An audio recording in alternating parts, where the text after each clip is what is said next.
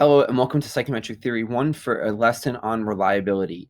What I've done is I've looked across readings and I've tried to summarize the main types of reliability, the issues that come up with them, and how they're measured. I felt like having a table approach would be the best way to summarize all the information in one spot.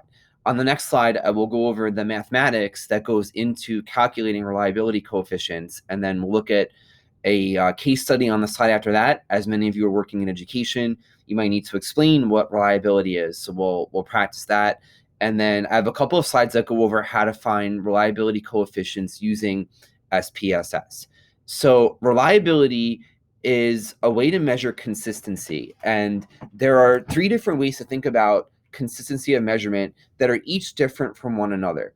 So I think a lot of times people say things like, this test is a reliable test, but reliable in what sense? Is it reliable in the sense that the items are consistent with one another, or is it reliable in that it'll give you the same results after multiple administrations of the same test? These are questions we can help answer with our lesson this week. And with each reliability type are also some issues and then some ways to calculate reliability. And all of the ways we can use to calculate reliability have elements of correlation and variance and things we've spoken about in earlier models in the course. So the first type of reliability is called stability reliability. This is often referred to informally as the test-retest reliability. And that just means that we get consistency of results among different testing sessions. To do this, we test the exact same examinees twice with the same test and then correlate the results. So we're looking to see if students do just as well the second time as they do the first. Obviously, issues with this are called carryover effects, and basically, we have to think about, well, what did students learn in between? If they learn things in between that would influence their performance on the second test, of course we would expect to see improvement. So that's obviously called into question. Examinees' attitude. Are they taking it on a different day of the week or a different time, or are they taking it with just as much intensity the second time as the first, and vice versa? That could definitely impact their assessment score. And then what's the time in between? Is it a day, a week, a month? Depending on how long it is, you might see different kinds of results. When we talk about measuring stability reliability, we use our correlation coefficient R.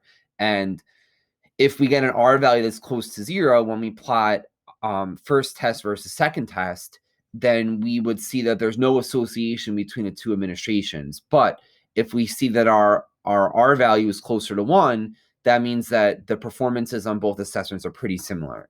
So we would see a positive, linear relationship the closer our value is to 1. There's also alternate form reliability.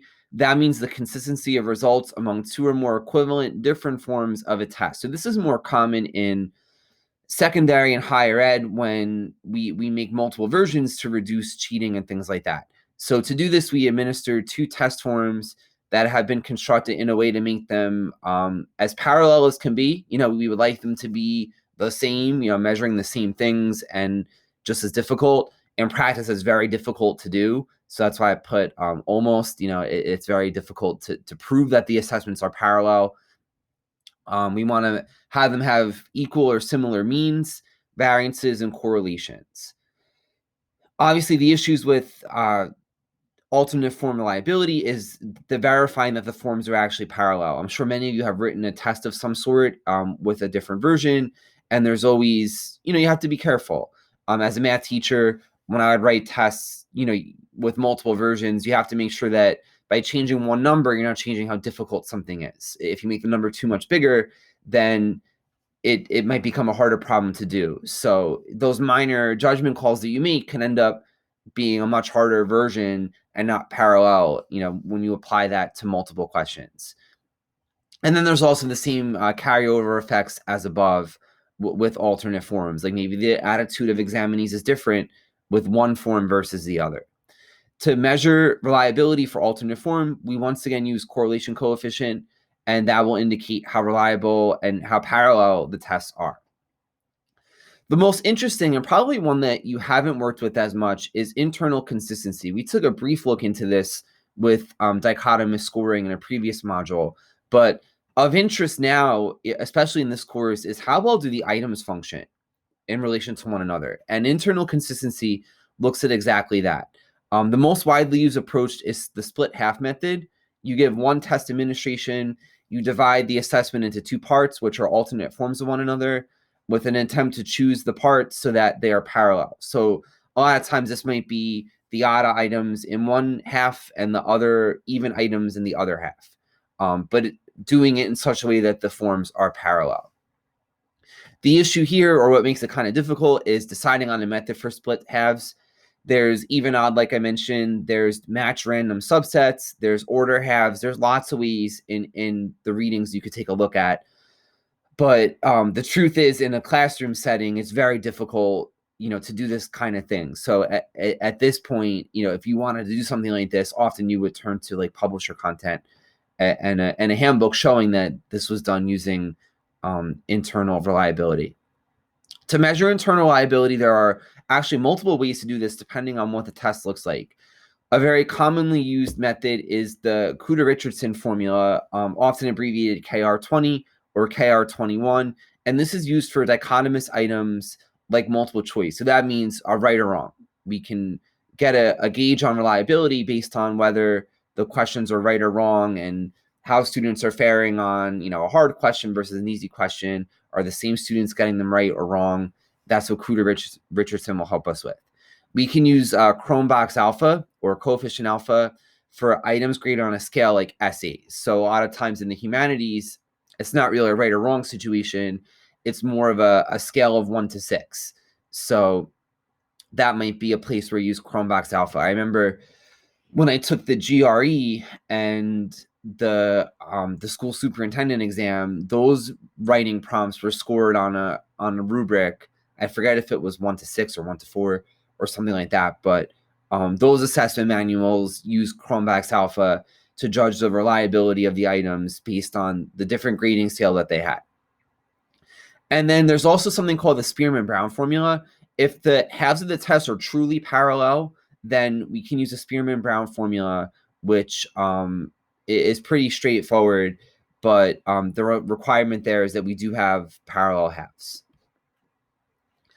I listed all of the relevant mathematics in this chart for you. It's also available on the page for this week.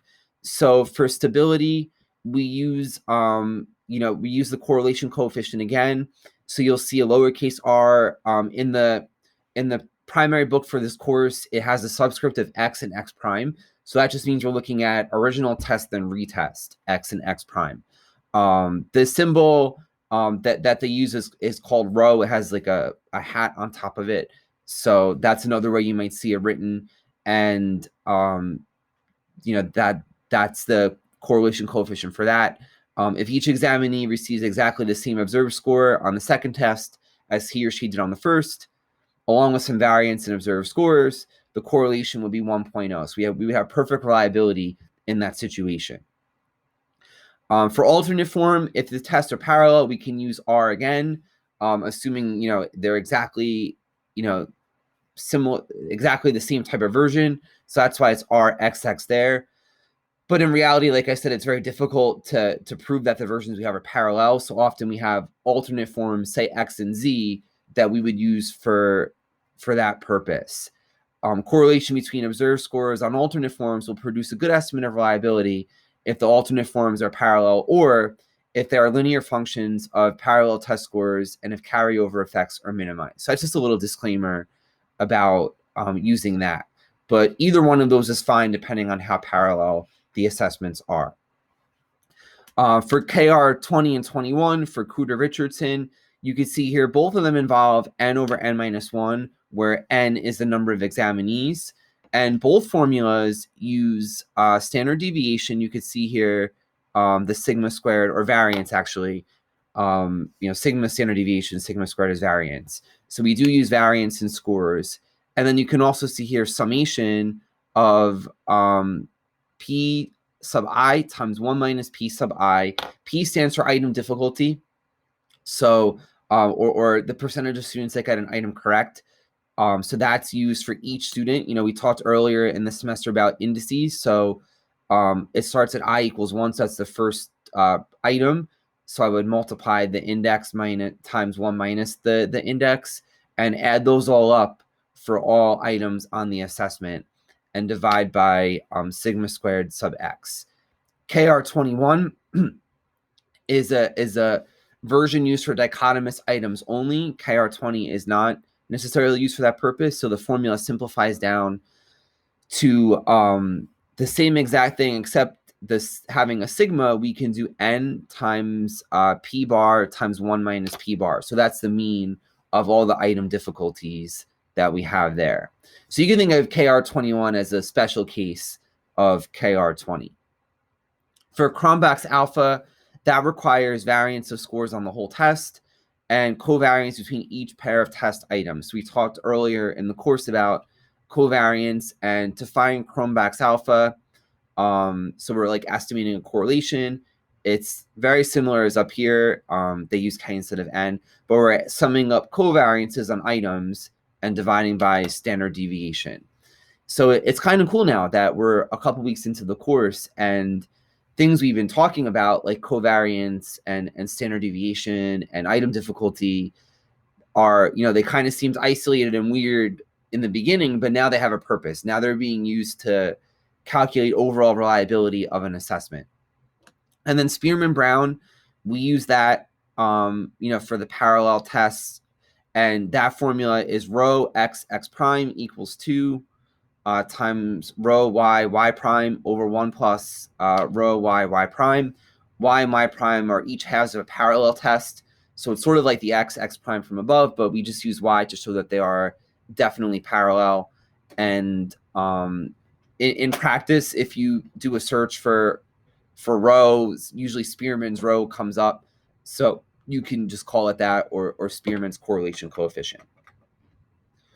The good news is doing it by hand is kind of terrible. So we have SPSS to help us with that. And I'll go over that in a couple slides. But first, let me take a selfie.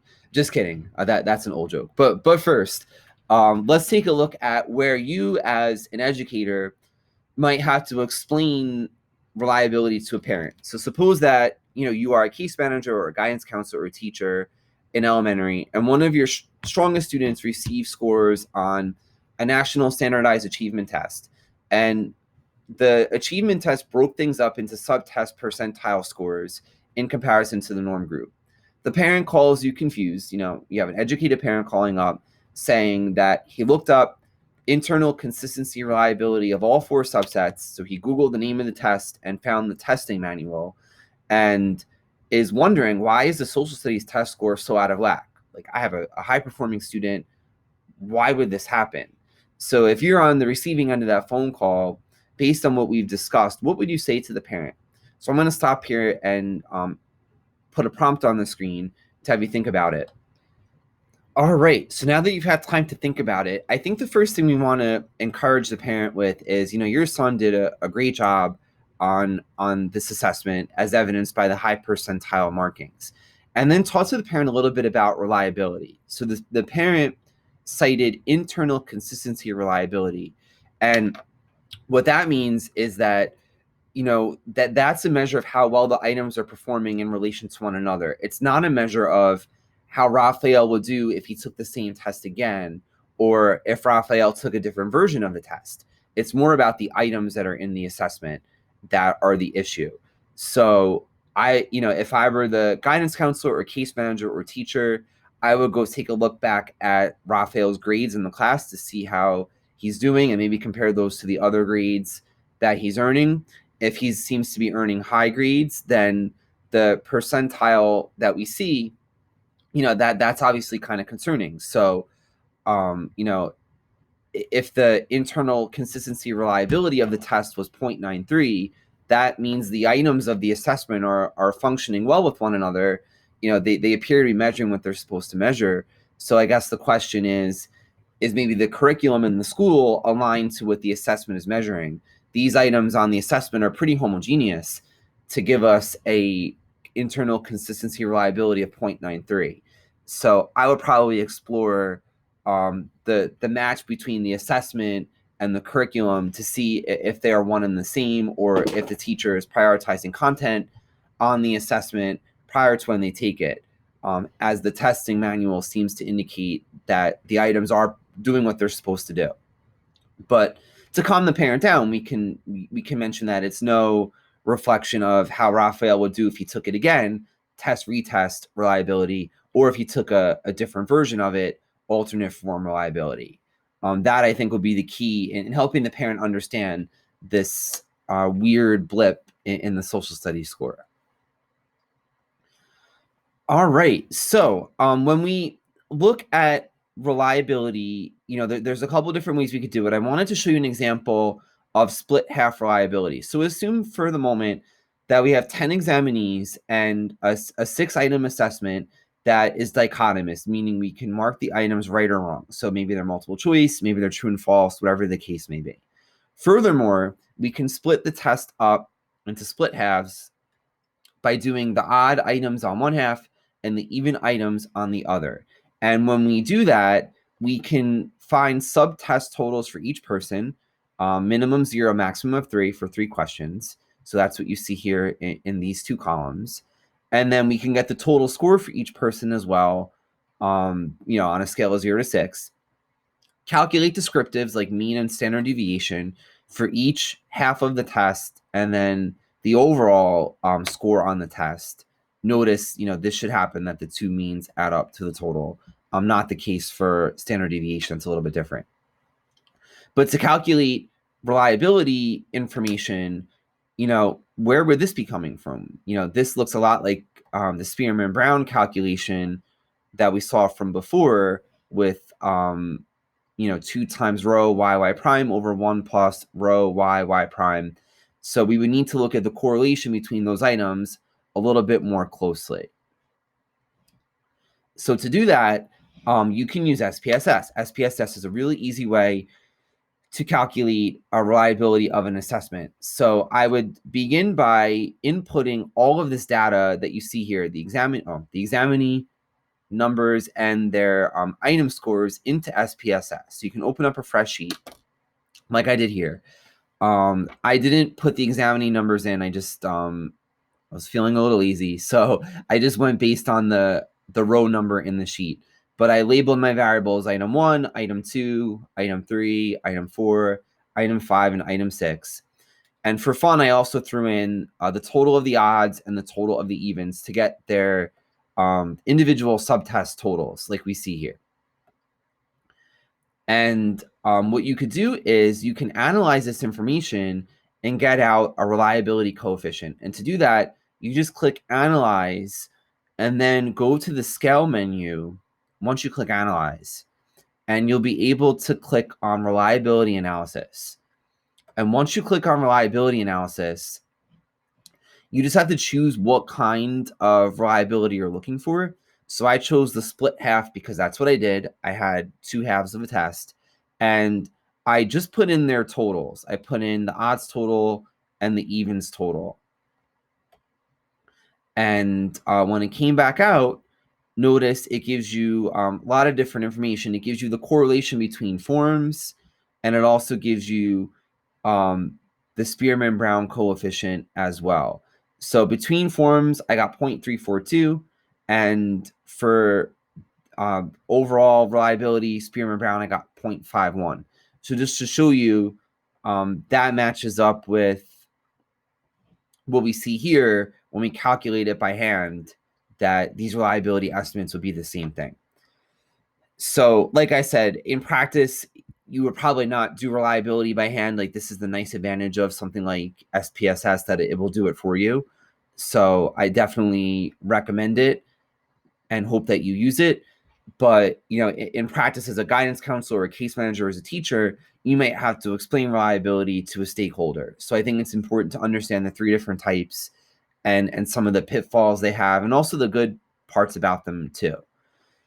For this week, you will be working on a couple of things, and one of the parts of your assignment is to look at a couple of scenarios on a discussion board and talk about what kind of reliability the person is seeking, along with potential issues that might come up with their proposals. So I look forward to seeing your work. And if you have any questions on any of this, please let me know. I will put these slides on the page so that you can access the steps to do reliability and SPSS yourself. Thank you.